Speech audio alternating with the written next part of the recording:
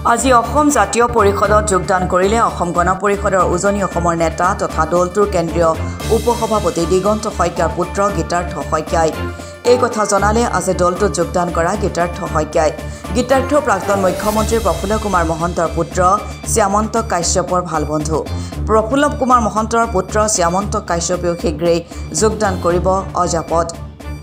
ডিগবৈত সভাপতি লুৰিণজ্যোতি গগৈৰ উপস্থিতিত যোগদান কৰিলে গীতাৰ্থই। যোগদান কাৰ্যসূচীত ডিগবৈ বিধানসভা সমষ্টিৰ 13খন পঞ্চায়তৰ বিজেপি কংগ্ৰেছ সহ প্ৰায় 300 শতাধিক নেতাকৰ্মীয়ে যোগদান কৰে। এখন ভাল সমাজৰ কাৰণে আমি সকলোৱে যুঁজিব লাগিব, য'ত প্ৰতিটো পৰিয়ালে প্ৰতি ঘৰ মানুহে যাতে ন্যায় পায়, আমাৰ গাঁৱে ভূঞে চলি থকা দুৰ্নীতি ভ্ৰষ্টাচাৰসমূহ নিৰ্মূল কৰিবৰ কাৰণে আমি যাতে সকলোৱে কাম কাজ কৰিব পাৰোঁ, তাৰ কাৰণে তেনে চিন্তাৰে আমি সকলো আগবাঢ়িব লাগিব। আৰু সেইকাৰণে যিটো অঞ্চলতে যেনেকুৱা ধৰণৰ দুৰ্নীতি চলিব, অন্যায় চলিব, তাৰ বিৰুদ্ধে যাতে মাত মতা প্ৰথমটো দল আৰু প্ৰথমগৰাকী সৈনিক যাতে অসম জাতীয় পৰিষদৰ মঞ্চৰ পৰা ওলায়, তাৰ কাৰণে চিন্তা চৰ্চা কৰিব লাগিব।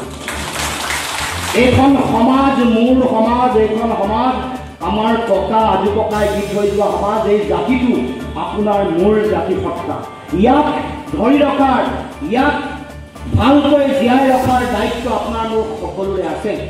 আপুনি মই যদি আমাৰ জাতিটোৰ কাৰণে প্ৰয়োজনীয় কাম কাজ যদি আজি নকৰোঁ, আহি থাকিব লগা দিনসমূহত কিবা কাৰণত যদি আমাৰ সমাজ যদি সংকটত পৰে, আমাৰ ভাষা যদি সংকটত পৰে, তেতিয়াহ'লে বহি থকা আপুনি মই কোনো নিস্তাৰ নাপাওঁ। এই সভাপতিৰ আসনত বহি থকা লুৰিণজ্যোতি গগৈ কোনেও নিস্তাৰ নাপায়। আমাৰ উঠি অহা নতুন প্ৰজন্মই, উত্তৰ পুৰুষে, আমাৰ সন্তান, আমাৰ নাতি পৰিণাতিয়ে ক'ব যে সেইসকল ব্যক্তিয়ে তেওঁলোকে যুঁজিব নোৱাৰাৰ কাৰণে, তেওঁলোকে কম্প্ৰমাইজ কৰাৰ কাৰণে, আপোচ কৰাৰ কাৰণে, তেওঁলোকে কোনো কথাত যুঁজাৰু মানসিকতা নথকাৰ কাৰণে আজি অসমৰ অসমীয়া মানুহৰ এই অৱস্থা হ'ল। এইবুলি আমাৰ উত্তৰ পুৰুষে আপোনাক মোক দুখী সাব্যস্ত কৰিব।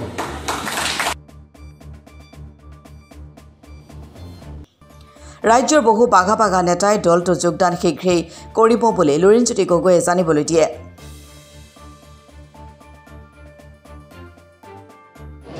আমাৰ ইয়াত গীতাৰ্থ শইকীয়া, অসম গণ পৰিষদৰ যুৱ সংগঠন, যুৱ পৰিষদ, তাৰ আগতে ছাত্ৰ পৰিষদৰ কাম কাজৰ লগত জড়িত এগৰাকী অগ্ৰণী নেতা আছিল। তেখেতে আমাৰ দলত যোগদান কৰিছে আৰু তেখেতৰ লগতে বিজেপি দলৰ বিভিন্ন পৰ্যায়ৰ নেতা কৰ্মকৰ্তাসকল ডিগবৈ সমষ্টিৰ প্ৰায়বোৰ পঞ্চায়তৰ পৰা আহি আজি যোগদান কৰিছে। তাৰ উপৰিও আজি এই যোগদান কাৰ্যসূচীত বিভিন্ন সমাজৰ বিভিন্ন সমাজকৰ্মী, কৃষক, খেতিয়ক, ব্যৱসায়ী, বিভিন্ন পৰ্যায়ৰ বিশেষকৈ যুৱক, ছাত্ৰ ছাত্ৰী সকলোৱে যোগদান কৰিছে। আৰু এই যিটো পৰিৱেশ, এইটোৱে প্ৰমাণ কৰিছে যে অসমৰ মাটিত পুনৰ এক জাতীয়তাবাদী ৰাজনৈতিক এটা উত্থানৰ এটা পৰিৱেশ। আৰু শেহতীয়াকৈ অসমৰ যিটো পৰিৱেশ পৰিস্থিতি আমি সকলোৱে দেখিছোঁ, এই পৰিৱেশত অসমৰ মাটিত জাতীয়তাবাদৰ এনেও এটা উৰ্বৰা পৰিৱেশ আছে আগৰ পৰাই, কিন্তু বিগত সময়ছোৱাত আঞ্চলিক ৰাজনৈতিক দল বা জাতীয়তাবাদী ৰাজনৈতিক নেতাসমূহৰ তেখেতসকলৰ দুৰ্বল ভূমিকা, বিশ্বাসঘাতক প্ৰতাৰকৰ দৰে তেওঁলোকে কাম কাজ কৰাৰ কাৰণে অসমৰ ৰাইজে কিছুদিনৰ কাৰণে এই বিশ্বাসহীনতাৰ এটা পৰিৱেশৰ মাজত আছিল। কিন্তু শেহতীয়াকৈ আমি দেখিছোঁ যে ভাৰতবৰ্ষই হওক বা অসমৰ এই ভূমিতে ৰাজনৈতিক পৰিৱেশসমূহত ৰাইজে জাতীয়তাবাদৰ প্ৰতি তেওঁলোকৰ সমৰ্থন, সহযোগিতা ইতিমধ্যে শক্তিশালী ৰূপত ব্যক্ত কৰিছে। দেশত এইবাৰ লোকসভা নিৰ্বাচনত 200খন লোকসভা আসনত আঞ্চলিক দলৰ প্ৰাৰ্থীক জিকাই পঠিয়াইছে। ভোট শ্বেয়াৰ হ'ল 35%। আৰু অসমতো ডিব্ৰুগড় লোকসভাত আপোনালোকে সকলোৱে জানে অতি শক্তিশালীভাৱে ৰাইজে ভোটদান কৰিছে। 4 লাখতকৈ বেছি ভোট মানুহে দিছে। তাৰ উপৰিও 2021 চনৰ নিৰ্বাচনত আপোনালোকে চালে দেখিব যে আমি 83টা বিধানসভা সমষ্টিত যেতিয়া প্ৰাৰ্থী দিছিলোঁ, তাত প্ৰায়বোৰ সমষ্টিতে মানুহে 10,000তকৈ বেছি ভোটদান কৰিছে, 57,000লৈকে ভোটদান কৰিছে 100 দিনত। গতিকে জাতীয়তাবাদৰ প্ৰতি মানুহৰ প্ৰকৃত চেতনা, মানুহৰ অনুগত্য মানুহৰ আছে। আৰু মানুহে কেৱল মাত্ৰ বিচাৰি আছে যে বিশ্বাসযোগ্য, আপোচবিহীন, স্বাভিমানী, জাতীয়তাবাদী চেতনাৰে উদ্বুদ্ধ ৰাজনৈতিক দল এটা আৰু তাৰ নেতা যিসকলে কেতিয়াও বিশ্বাসঘাতকতা প্ৰতাৰণা নকৰে। আজিও মানুহৰ মাজত অলপ অলপ বিশ্বাসহীনতা আছে, সেইকাৰণে কৈছোঁ যে মানুহে আমাক সতৰ্ক দৃষ্টি নিক্ষেপ কৰক, সদায় তেওঁলোকে নিৰীক্ষণৰ মাজত ৰাখক। আৰু আমি ৰাইজক, অসমৰ ৰাইজক কথা দিছোঁ, কামেৰে আমি প্ৰমাণ কৰিম যে আমি আপোচবিহীনভাৱে অসমৰ স্বাৰ্থক কেতিয়াও কোনো কাৰণতে জলাঞ্জলি নিদি অসমৰ মানুহৰ কাৰণে, জাতীয়তাবাদৰ ৰক্ষাৰ কাৰণে কাম কৰিম। আৰু আজি মোৰ ভাল লাগিছে যে গীতাৰ্থ শইকীয়া বা আন যিসকল যুৱ প্ৰতিনিধি ইয়াত আজি অংশগ্ৰহণ কৰিছে, তেখেতসকলে উপলব্ধি কৰিছে যে যুৱ শক্তিৰ ভূমিকা অপৰিসীম।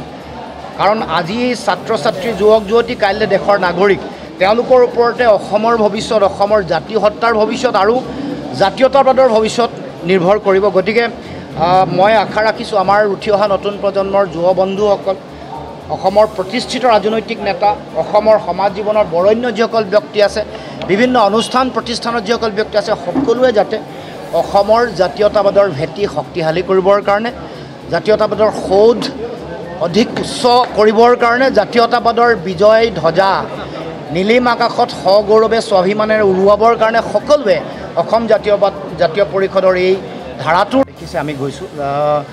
তাৰ উপৰিও আৰু কেইবাগৰাকীও এনেকৈ অতি শক্তিশালী জাতীয়তাবাদী নেতাৰ তেওঁলোকৰ ল'ৰা ছোৱালী, অতি উচ্চ শিক্ষিত আৰু খুব প্ৰতিভা থকা, নেতৃত্ব দিব পৰা কেইবাগৰাকীও যুৱ বন্ধু আমাৰ মাজলৈ অহাৰ তেওঁলোকৰ মন আমাৰ আগত ব্যক্ত কৰিছে।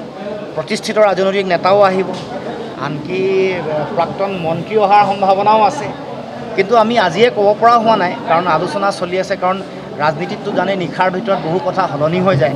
কিন্তু আমি প্ৰত্যৰে গভীৰ আত্মপ্ৰত্যৰে ক'ব খোজোঁ, তেওঁলোকক আমি মুকলিমূৰীয়াকৈ কৈছোঁ যে আমি যদি আমাৰ সমাজ, আমাৰ জাতিটোৰ ভাষা, কৃষ্টি, সংস্কৃতি, ৰাজনৈতিক ভৱিষ্যত আৰু অৰ্থনৈতিক ভৱিষ্যতৰ কাৰণে কাম কৰিব খোজোঁ, তাৰ কাৰণে অসম জাতীয় পৰিষদেই একমাত্ৰ বিকল্প। আজি ডিগবৈ সমষ্টিৰ বিভিন্ন প্ৰান্তৰ পৰা 13খন পঞ্চায়তৰ সকলো মানুহ উঠি পৰি স্বতঃস্ফূৰ্তভাৱে স্বাভিমানী জাতীয়তাবাদৰ পক্ষত, আপোচবিহীন জাতীয়তাবাদৰ পক্ষত এক নতুন দিগন্ত সূচনা কৰিবলৈ ওলাই আহিছে। আৰু মই ভাবোঁ যে অসম জাতীয় পৰিষদে আমাৰ সভাপতি লুৰিণজ্যোতি গগৈৰ নেতৃত্বত ডিগবৈ সমষ্টিত এক শক্তিশালী ৰূপত তেওঁলোকে আমি আগবঢ়াবলৈ সক্ষম হ'ম। আৰু অনাগত নিৰ্বাচনসমূহত পঞ্চায়তে হওক, টাউন কমিটিয়ে হওক, বিধানসভাই হওক, আমি শক্তিশালীভাৱে বিৰোধীক পৰাভূত কৰিবলৈ আমি সক্ষম হ'ম আৰু চেষ্টা চলাই যাম।